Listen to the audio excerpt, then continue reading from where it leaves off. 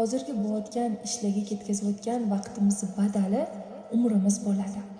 Insonlarning ortidan gapirishdan ehtiyot bo'ling, chunki bu darddir. O'zingizga Allohning zikrini lozim tuting, chunki bu shifodir.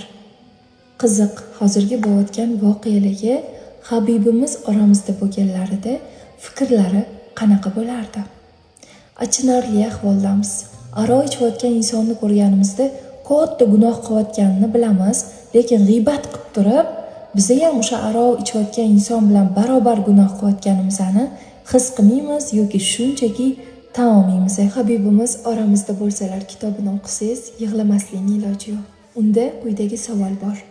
Agar sizga suyukli payg'ambarimiz Muhammad Mustafa sollallohu alayhi vasallam bilan uchrashish, u zot bilan birga o'tirish baxti nasib etib, 1 daqiqa suhbatlashish imkoni berilsa, Nabiy alayhissalomga nimalar degan bo'lar edingiz? Nima degan bo'lardingiz?